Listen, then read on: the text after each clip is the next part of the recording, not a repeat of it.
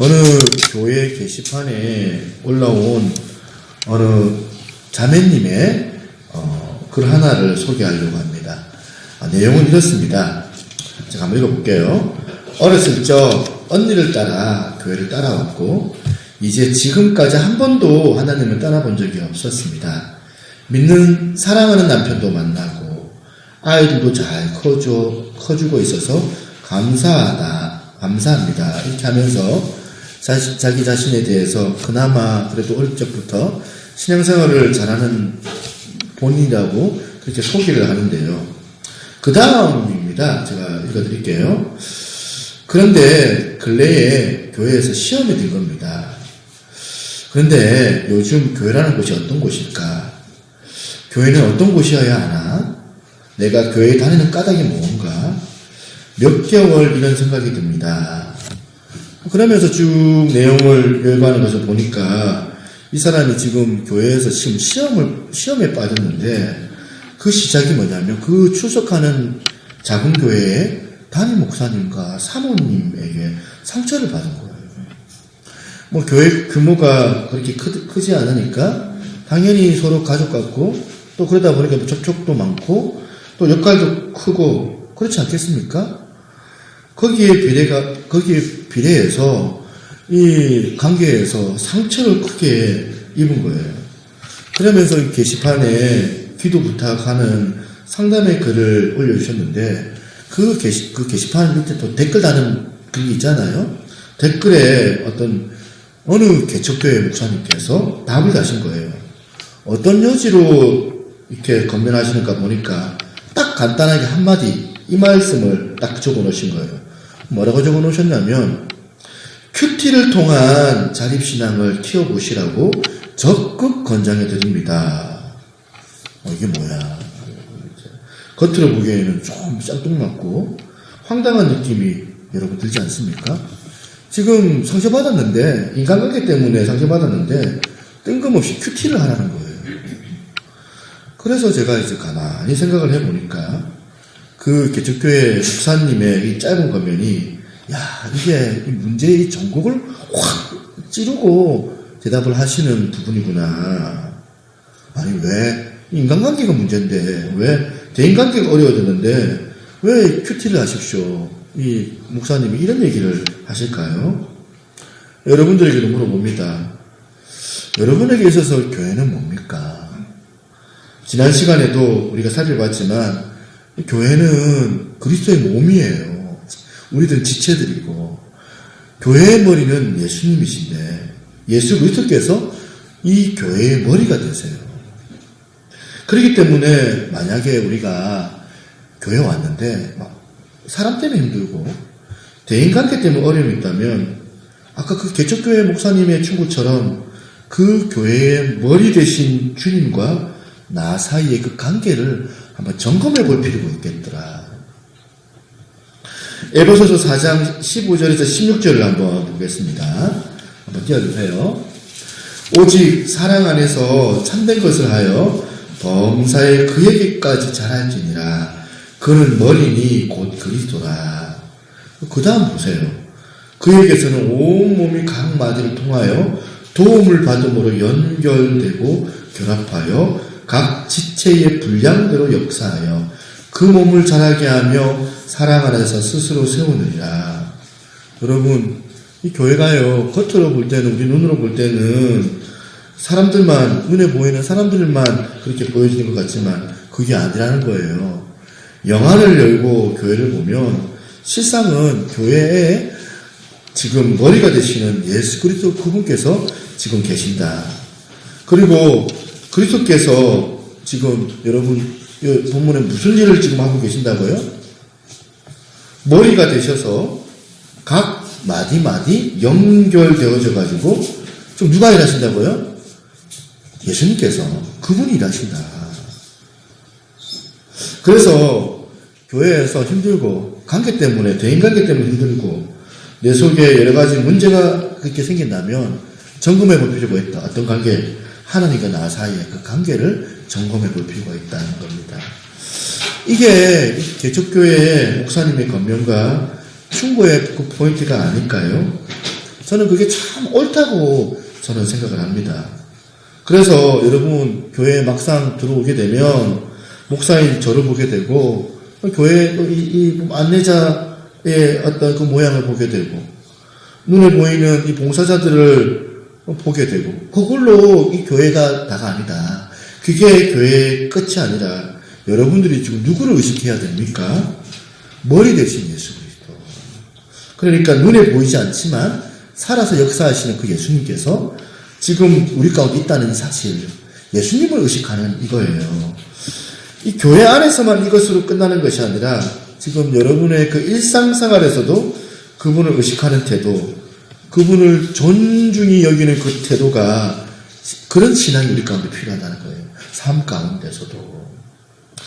저쪽에 경기도 분당 우리교회라고 보니까 지금 한 4만 5만 명 정도 나오는 교회, 큰 교회 목사님이세요. 이분이 이찬수 목사님이신데 그 교회 담임 목사님께서 원래 이 목사님이 그 강남에 있는 그 사랑의 교회 들어보셨을 거예요.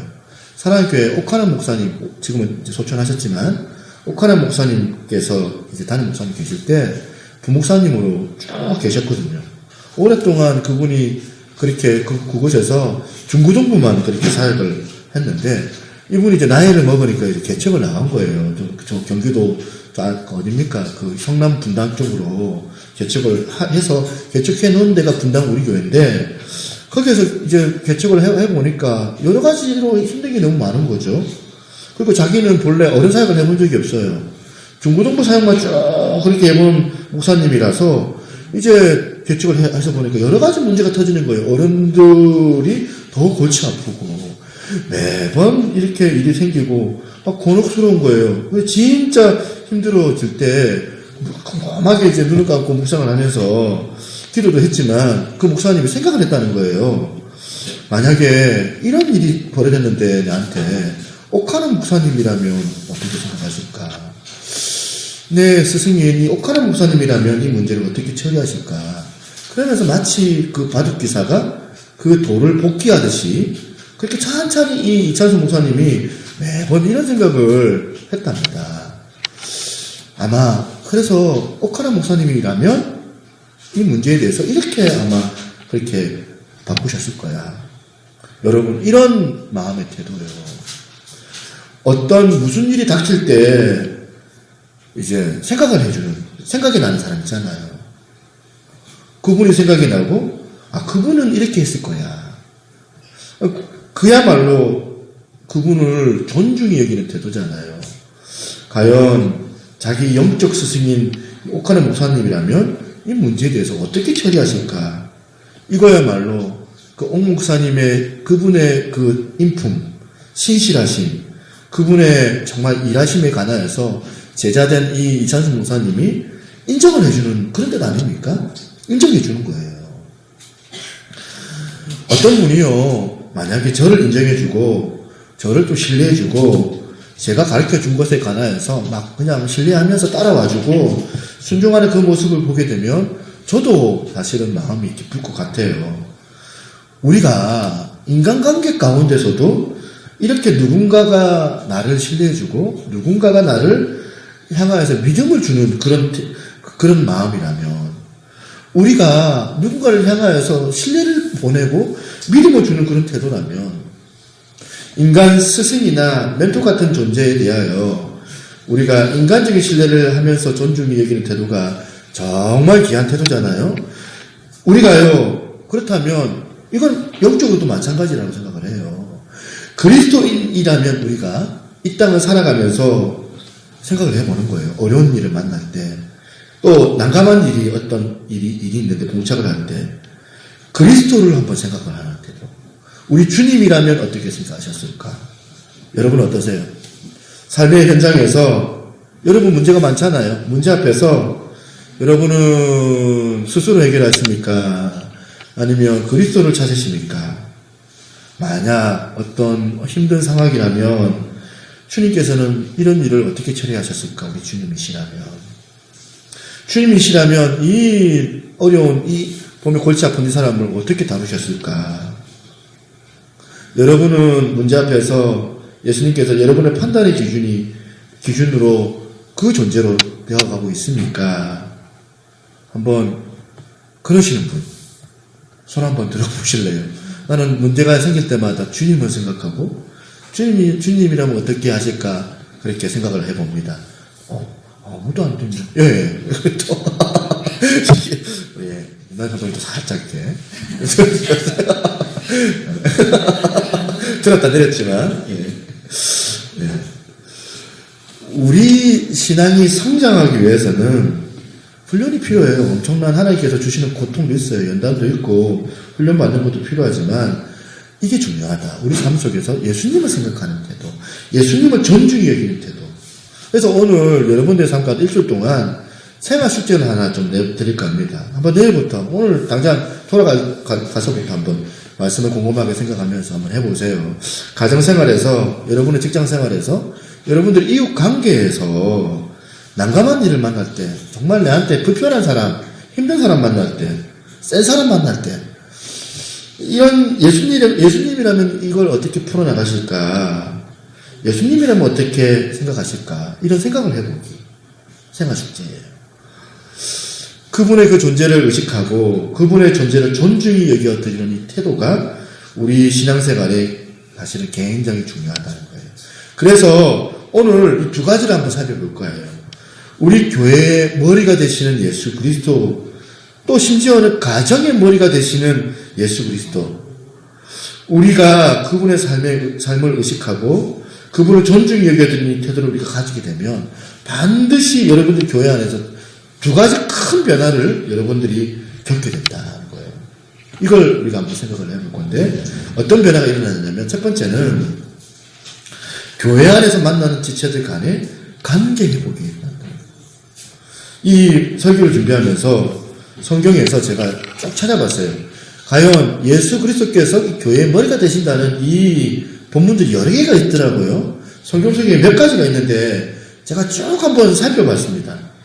예수님이 교회의 머리가 되신다는 이 말 다음에 그 다음 구절이 무슨 내용인가 살펴봤는데 재밌는 걸 제가 발견한 거예요. 교회의 머리가 되시는 예수 그리스도가 되신다는 이 선포인 그 구절 다음에 모두 다 반드시 연결되는 이 문장 구절이 있던데, 이게 거의 두 종류로 나눠지는데, 첫 번째는 뭐냐면 그리스도가 교회 안에서 성도 간의 그 관계 가운데 연결고리 노릇을 하고 계시더라는 거예요. 에베소서 4장 15절 16절 다시 한번 보세요. 오직 사랑 안에서 참된 것을 하여 범사에 그에게서 자랄지라. 그는 머리니 곧 그리스도라. 여기서 보면 먼저 선포하잖아요. 예수 그리스도가 교회의 머리가 되신다. 이 부분을 선포하지 않습니까? 그랬더니 그 다음 16절에 이렇게 말씀이 연결이 돼요. 그에게서 온 몸이 각 마디를 통하여 도움을 받음으로 연결되고 결합되어 각 지체의 분량대로 역사하여 그 몸을 자라게 하며 사랑 안에서 스스로 세우느니라. 이렇게 연결이 돼요. 자, 그 다음 골로새서에도 이런 구절이 있어요. 골로새서 2장 19절에 보니까 이것도 똑같이 교회에 관한 내용인데 똑같은 방식으로 지금 흘러가요. 골로새서 2장 19절에도 온 몸이 머리로 말미암아 마디와 힘줄로 공급함을 받아 연합하여 하나님이 자라게 하심으로 자라느니라. 지금요, 교회가 예수 그리스도께서 교회의 머리가 되신다는 이 선포 다음에 연결되는 게 어디라고요? 그 머리가 되신 그리스도가 그 몸으로 온 몸이 연결이 되는데, 그리스도를 통하여서 각 마디마다 연결이 되고 결합이 되고 그리스도를 통하여서 연합이 되는 그런 일이 일어나게 되더라는 거예요. 그렇기 때문에 앞서 개척교회 목사님께서 하셨던 그 겉면이 옳은 거예요.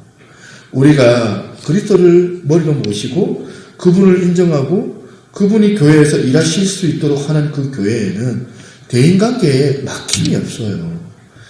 유무상통이 일어납니다. 왜? 머리 되시는 예수 그리스도께서 우리와 당신 사이를 연결시키고 하나가 되게 하시고 그리고 뚫어주시기 때문에 그런 거예요. 그 관계 막힘을. 그래서 그래요. 어떤 은혜가 안 되는 교회를 가면 참 희한한 게 관계가 참 복잡해요. 오해도 많고 사람들끼리 뭔가 벽도 있고 미워하는 일도 많고 그래가지고 서로가 서로를 얽히고 설키고 그러면서 막 관계가 막 보면 막 머리가 아파요. 복잡해가지고. 여러분 인간관계가 힘드신 분이나 관계가 복잡하신 분 여기 계세요? 그러면 먼저 큐티를 하셔야 돼요.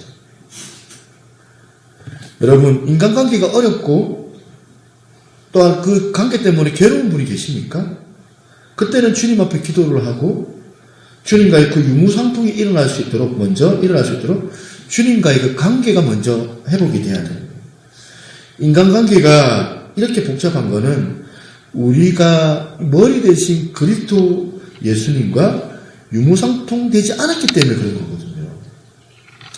어떤 모임에서 제가 식사하는 모임이었는데 잘 모르는 장로님이세요. 이 장로님께서 식사 중에 재밌는 이야기를 꺼내시는 거예요. 이런 말씀을 하시는 거예요. 식사 중에. 요새 남자들은 아내에 대하여 태도가 많이 달라졌다고 그래요. 그래서 요즘에 이 지갑 안에 항상 남편들은 아내 사진을 넣고 이렇게 다닌대요.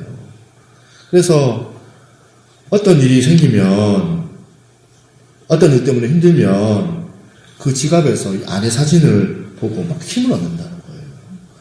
이야, 참 요즘 세상은 좀 달라진 것 아닙니까? 진짜 세상 정말 좋아진 것 같은데요. 그러면서 그 장로님이 부연 설명을 그렇게 하시는데 요즘 남자들이 이렇게 직장생활 힘들고 마음이 상하고 또 때로는 또한 오해도 받고 그러면 그 사진을 꺼내서 아내 얼굴을 보면서 이렇게 독백을 한대요. 그 얼굴 보면서 뭐라고 독백을 하냐면 내가 이 여자하고도 여태까지 참고 살았는데 이 세상에 내가 못 참을 일이 어디 있겠냐. 그렇게 하면서 이렇게 사진을 본대요. 저는 지갑에 사진이 없어요. 우리 웃었지만 그야말로 씁쓸한 그런 얘기 아닙니까? 하나님께서 남자에게 아내를 주실 때에 또 여자에게 남편을 주실 때에 너도 한번 당해봐라. 너도 한번 하나님께서 인내시켜 주시려고 하나님께서 훈련시켜 주려고 남편 주시고 아내 주시는 게 아니지 않습니까? 우리가 가정 안에 머리 대신 예수님의 그 존재와 그 기능을 무시하고 우리가 주님을 인정하지 않으니까 주님을 인격적으로 관계를 맺지 않으니까 가정 안에서 동맥경화가 일어나는 거거든요. 그래서 참으로 남편과 아내가 껄끄럽고 부담스럽고 또 권태기를 맛봐가지고 보면 얼른 남편이 없었으면 좋겠고 뭐 그렇게 된 거 아닙니까? 남편이 없는 게 더 좋은 거예요. 방금 뭐 씁쓸한 얘기를 제가 꺼냈지만 이번에는 다른 걸 이야기 좀 해드릴까요? 따뜻한 이야기를 한번 하려고 합니다. 여러분 샘물교회 순교자들 다 아시죠? 이제 10년이 좀 지났나요? 그런데 그 샘물교회 순교자들 가운데 그 맨 처음에 돌아가신 분 배영규 목사님 여러분 뉴스에서 다 들어보셨을 거예요. 어떤 목사님이 이 배영규 목사님과 신대원 그 신학교 동기였던 거예요. 근데 이 목사님이 그 배영규 목사님을 추억하고 쓴 책이 나왔어요. 제목이 뭐냐면 내 친구 배영규. 2014년도 좀 나왔는데 한 7년 된 쯤에 그렇게 북한 그 사태가 2007년에 있었으니까 한 7년 정도 된 거예요. 이 배영규 목사님이 결국에는 그 테러범들한테 납치를 당해가지고 결국에는 보면 순교를 당했잖아요. 그래서 온 국민이 그것 때문에 가슴 아파했던 기억이 납니다. 그 책의 저자가 바로 이 순교당한 이 목사님의 친구인데 애틋한 이 사랑의 감정을 가지고 있는지 그 친구를 못 잊었던 거예요. 그래가지고 그 친구를 못 잊어가지고 매번 이 수필로 메모하면서 그분에 대한 글을 쓰고 그것들이 모아져가지고 나온 게 이제 내 친구 배영구라는 책이더라고요. 근데 그 책 앞 표지를 열어보면 내용이 하나도 없어요.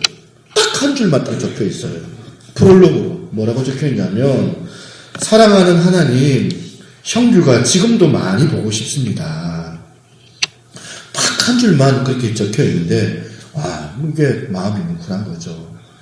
그 목사님이 이 배은규의 이름 앞에 고라는 이 작화하시는 분들에게 쓰는 그 단어를 사용하지 않는데요. 왜냐하면 아직도 형규는 살아있다고 생각을 하니까. 형규는 아직도 늘 살아있는 친구다. 그렇게 자기는 생각을 한대요. 자기가 이제 그 목사님이 낙토선교 대표이신데, 낙토선교의 게시판에 적어놓은 글을 제가 한번 소개할까 합니다. 그리운 친구 배은규 목사에게, 형규야, 꼭 있어야 할 너는 같고, 없어도 될 나는 남았구나. 10여 년 전 너와 함께했던 논현동 안세병원 뒷골목의 사랑방은 너의 섬김으로 가득 찬 곳이었다. 아침마다 식탁을 차려놓고 읽었던 말씀들은 세상을 향한 나를 향한 주님의 음성이었다. 하루를 앞에 두고 올리는 기도는 하나님의 살아계심을 확인하는 유일한 통로였다. 일을 마치고 사랑방에 돌아와 하루를 나누는 기도회는 내 삶의 참 힘이었다. 중략, 형규야, 너는 아름답게 살다가 거룩하게 갔구나. 너는 섬김과 낮아짐의 십자가 길을 걷다가 순교자의 삶으로 마감했구나. 참으로 소외와 차별 아래 신음을 하는 이들을 위해 너의 생명을 아낌없이 던졌구나. 존경하고 사랑하는 내 신앙의 스승 배형규, 너는 그렇게 진한 향기를 남기고 떠나고 말았구나. 지난 7월 17일 고영근 목사님을 뵈러 갔을 때 분당은 너를 찾아가고 싶은 마음이 간절했지만 더 겸손한 모습, 더 온유한 모습으로 너를 놀리켜 주려고 했는데 이제 다시는 너를 이 세상에서 만날 수가 없게 되었구나. 아, 그리운 친구, 사랑하는 형규야, 깨끗한 너는 가고 더러운 나는 남았구나. 이제 다시는 볼 수 없는 사랑하는 내 친구 형규야, 부디 너는 너의 순교를 통해 우리가 이 땅의 교회와 지도자들이 변하게 해다오. 나도 너와 같은 삶을 살고 싶다. 나도 너처럼 예수님과 동행하는 인생을 살아가고 싶다. 나도 너처럼 십자가 길을 걸으며 순교자의 삶을 살고 싶다. 내 부족함과 더러움에도 불구하고 나를 너무나 사랑했던 친구야. 그리운 형규야, 나는 소망한다. 이 못난 친구와 우리 신대원 동기들 중에서 너의 뒤를 따르는 많은 주님의 종들이 있길, 너의 순교가 이 땅 신앙인의 가슴에 아름다운 교훈으로 깊이 새겨지길 간절히 소망한다. 주님 앞에서 다시 만나자. 사랑한다, 형규야. 제가 이 글을 읽으면서 어떤 생각을 했냐면, 이제 7년 된 거예요. 먼저 천국에 떠나보낸 그 친구가 7년이 지났으니까, 이분이 피를 나는 그런 부모님입니까? 아니면 피를 나는 형제입니까? 7년이 지났는데도 아직도 그 친구를 잊혀지지가 않아가지고, 그래서 하나님, 제가 친구를 많이 보고 싶습니다. 그 친구가 많이 보고 싶습니다. 그렇게 피력하는데, 여러분, 이 삭막한 이 세상, 현대인들이 왜 고독할까요? 왜 고독하냐고요? 내 온 마음을 내어줄 만한 그 존재가 없어서 그래요.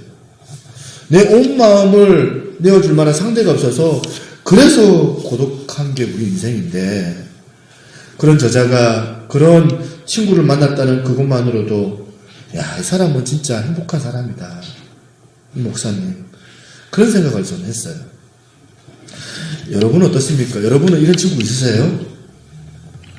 내 존재를 믿고 내어 맡겨줄 만한, 영적으로 유무상통할 만한 그런 친구, 그런 대상이 여러분에게 있습니까? 이분이요, 대학교에서 이 친구를 만났는데, CC 동아리, 기독교 동아리잖아요, CC가. 거기서 우리가 그리스도의 푸른 계절이 오게 하자. 그런 꿈을 꾸면서 학창시절 그렇게 캠퍼스 생활을 하면서 나눴대요. 그러니까 이 배영규 목사와 이 목사님의 사이에는 누가 연결되어져 있어요? 예수 그리스도가 연결되어져 있어요. 저는 그 책을 보면서 우리 교회도 하나님과 우리 교회가 이런 많은 만남의 축복이 일어날 수 있는 그런 교회가 되기를 꿈꾸어 봅니다. 이 교회에서 만나는 이 성도들 사이에 어쩌면 평생을 그렇게 꿈을 나눌 수 있는 그런 믿음의 동력자, 믿음의 그 동지를 만나는 거고. 그래서 우리가 이 고독한 이 시대에 이 교회에서 절대 고독하지 않는 이 만남의 축복을 경험하는 그런 교회가 되기를 소망합니다. 여러분들에게 이런 축복이 있기를 소망해요. 이런 축복을 누리면 얼마나 좋을까? 여러분, 우리가 정말 이런 은혜를 누리면 어떻게 해야 됩니까? 이 교회 공동체 안에서 머리 대신 예수 그리스도를 인식하고 그분을 존중해 드리는 거예요. 교회 와봤더니 송목사만 보이고 예수님이 안 보인다. 이거는 교회가 아니다. 성경에서 이 교회가 몸이라고 하는 이 개념을 설명하는데 대표적으로 두 군데가 나와요. 하나는 고린도전서라고 해서 이것도 바울의 편지예요. 고린도전서 12장.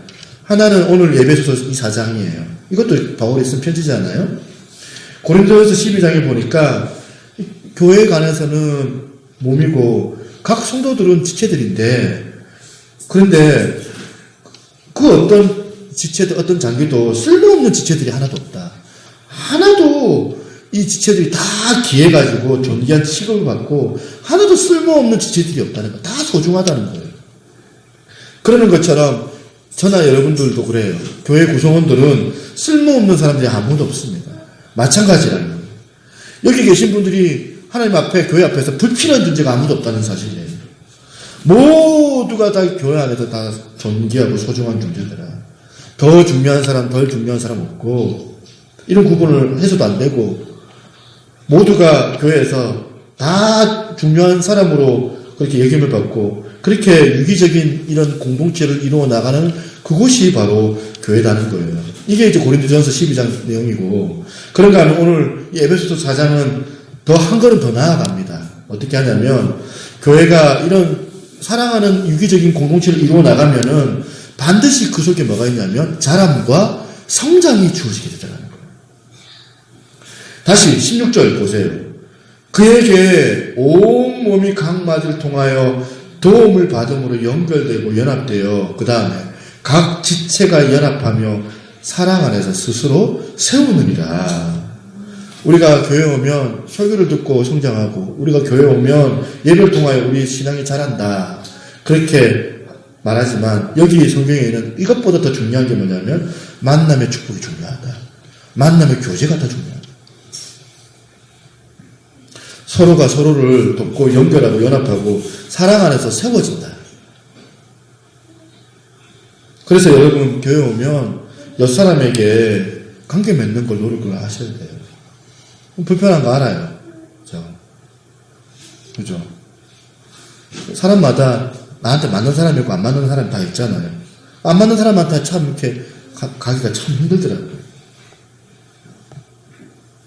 왜냐하면 내 안에 이런 것들이 없으니까 참 이렇게 어색하고 소홀해질 수밖에 없는데, 우리가 노력을 해야 되겠다. 이 좋은 만남의 축복을 통하여서 우리 신앙이 자라기 때문에 그래요. 점점 더.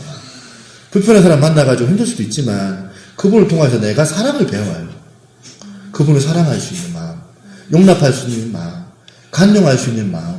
옛날에는 그거 하나 내가 양보 못해가지고 막 끙끙거리고 보면 내가 마음적으로만 힘들었는데, 이 사람 보면서 내 마음이 용납해지면서 내 마음이 넉넉해지는 거예요. 영적으로도 자라고 인격적으로도 자라요. 그래서 저는 A라는 집사님과 B라는 집사님 사이에 이 예수님께서 개입하심을 통하여서 영적으로 성숙하고 자라는 그 은혜가 우리 가운데 주어지기를 소망합니다. 오늘 여기 우리 또 세 분 이렇게 나란히 앉아서 예배 드리시지만 그렇잖아요. 그러니까 참 어떻게 보면 주님 안에 그 관계들을 한번 좀 소망을 해보는 거죠. 주님 안에서 관계 맺으면은 다 성숙해지고 자라나게 된 줄로 믿습니다. 두 번째, 머리 대신 예수 그리스도를 기이 여기고 존중히 여기는 태도 가운데 얻어지는 그 변화, 두 번째가 뭐냐면 교회의 회복에 대한 기대감과 확신이 생긴다는 거예요. 앞에서 그리스도가 선포해요. 교회의 머리, 주님은 교회의 머리가 되신다. 선포 뒤에 첫 번째는 연결한다 했잖아요. 연결고리로. 사람과 사람을 연결한다. 그 다음에는 뭐냐면 그리스도께서 머리가 되신다는 선포 다음에 주님의 그 충만하심이 나와요. 주님의 그 충만하신 회복을 맛보고 그 충만하심이 내게로까지 흘러오게 되더라. 그리고 흘러왔던 그 충만함이 또 흘려보내게 되더라.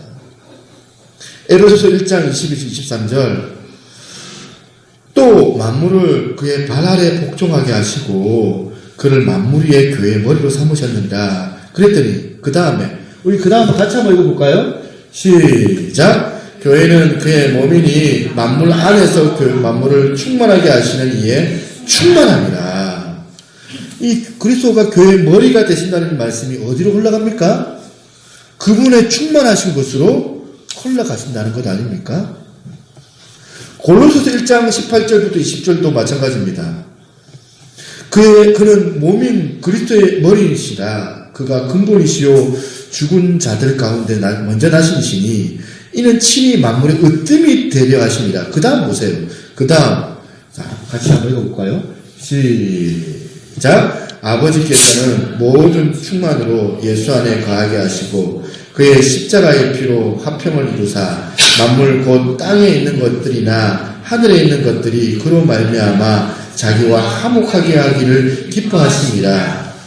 제가 여기서 지금 발견한 게 뭐냐면 이 교회가 인간 지도자만 있는 게 아니라 영적으로 그리스도 예수께서 머리이신 그리스도께서 계시는데 그 빈약한 그냥 연약한 송목사 같은 인간 지도자의 연약함과는 전혀 다르게 머리 대신 그리스도께서는 충만하시고 풍성하신 분이시다.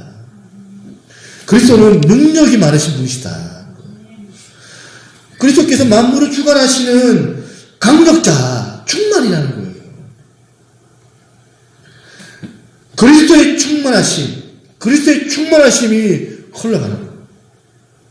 우리 각 마디마다 여러분과 우리 사이에 연결되어져 있는 그곳으로 충만함이 흘러보내지고 공급하게 하시고 하나 되게 하시는 그 일을 그리스도 예수께서 하신다는 거예요. 그래서 바울이 이 원리를 알았어요. 잘 알았던 거예요. 그래서 에베소서 3장 18절 19절에 이렇게 기도합니다. 여러분, 저는 이거 기도인데 이 기도가 저와 여러분들 모두의 기도가 되기를 바라면서 다 같이 한번 띄워주세요. 같이 한번 읽어보겠습니다. 시작. 능히 모든 성도와 함께 지식이 넘치는 그리스도의 사랑을 알고 그 너비와 길이와 높이와 깊이가 어떠함을 깨달아 하나님의 모든 충만하신 것으로 너에게 충만하게 하시기를 구하노라. 아멘. 주님은 충만해요.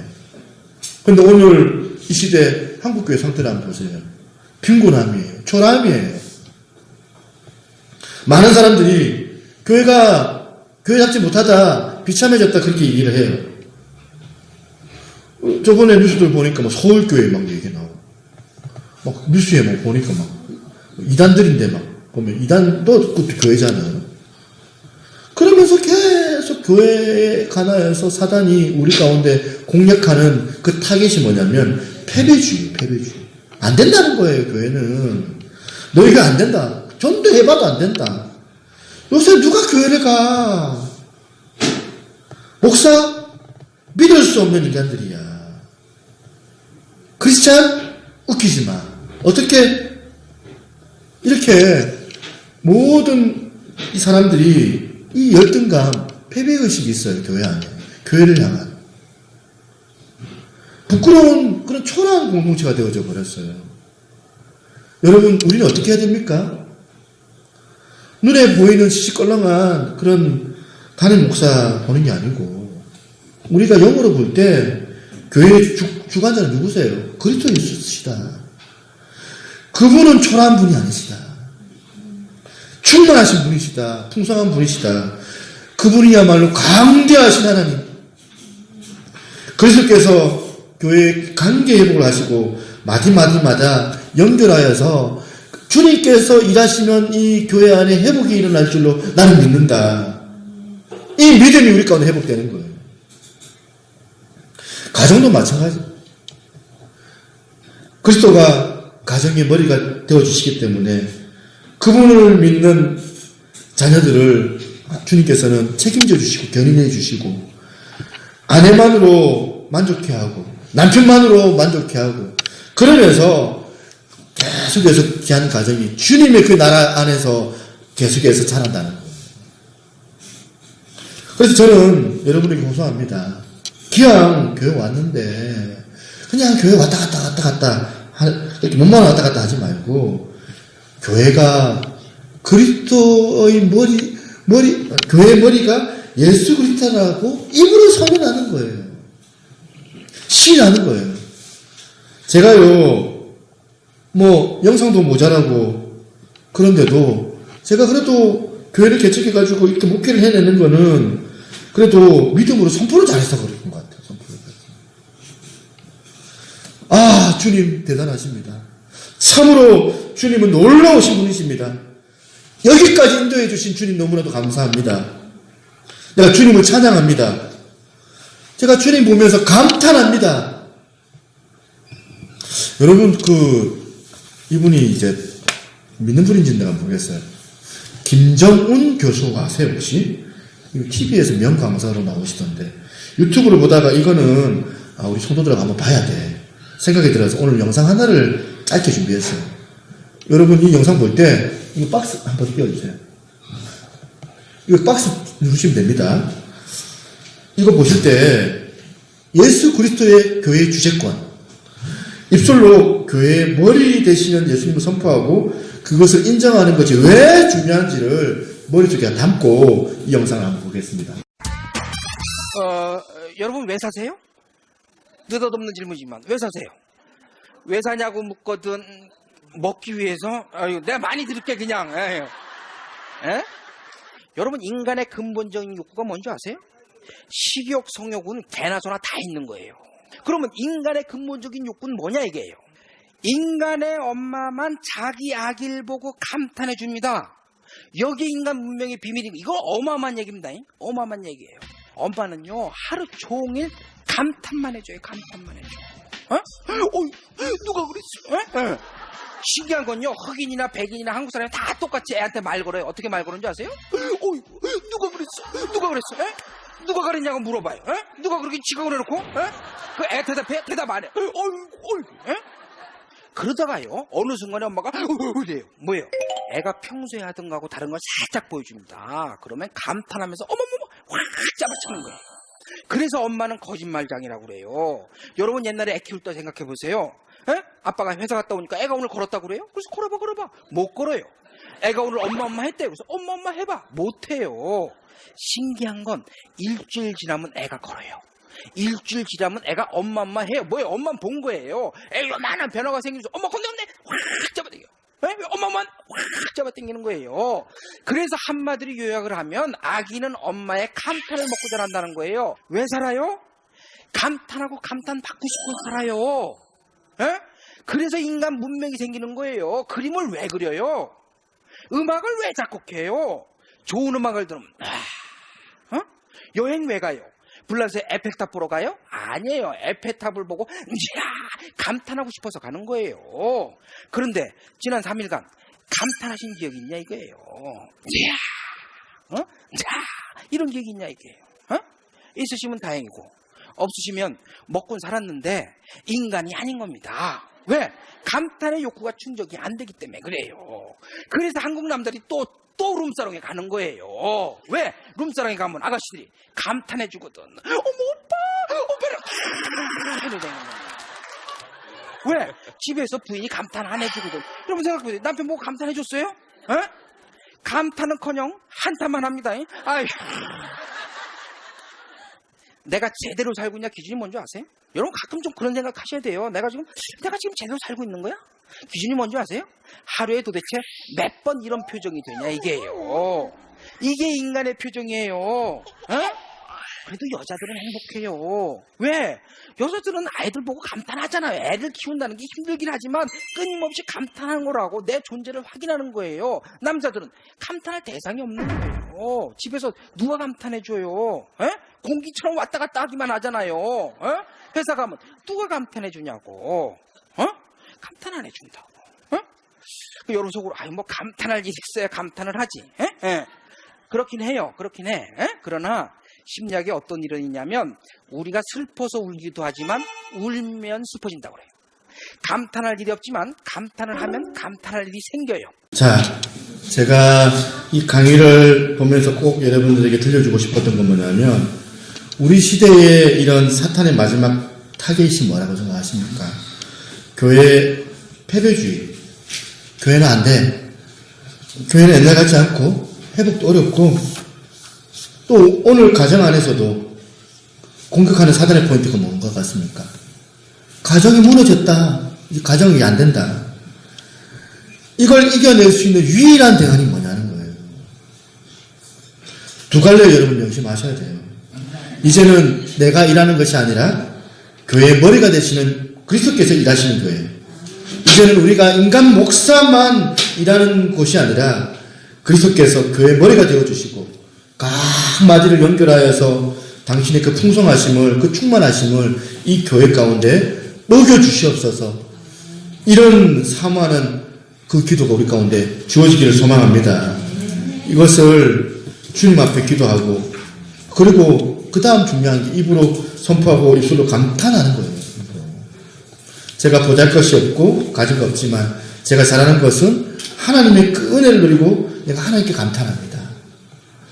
운전하면서도 샤워하면서도 하나님 정말 대단하십니다. 제가 쓰임받을 수 있는 것이 정말 기적 아닙니까? 하나님은 정말 능력이 하나님이신 줄 제가 믿습니다. 이렇게 감탄하는 거예요. 감탄하면 감탄할수록 하나님께서 더 기쁨을 저에게 주시는 것을 경험하게 될 줄로 믿습니다. 가정생활에서 이 원칙이 적용될 줄로 믿습니다. 이 감탄이 하나님께 향하면은 찬양이 되고 또 이 감탄이 이웃을 향하면은 코이노니아 교제가 되는 거예요. 잘못하면 우리가 교회에서 때로는 지적들도 해야 되고 고쳐야 돼요. 교회가 잘못하면 그걸 고치고 그렇게 얘기를 해야 되지만 그것만으로 안 됩니다. 패배주의가 아니라 이제 교회가 머리가 되신다. 너무너무 우리 가운데 충만하신 그분, 너무나도 소중하신 그분의 머리 되심을 우리가 인정하기 때문에 이 교회는 절대 초라하지 않다. 이걸 선포하면서 입술로 고백하는 게 중요하다는 거예요. 오늘 이와 같이 풍성함으로, 강력함으로, 충만함으로, 풍요로 일하시는 그 하나님을 내가 찬양함으로 정말 하나님께 주신 그 은혜를 누릴 수 있는 복된 여러분 되시기를 주님의 이름으로 축원합니다.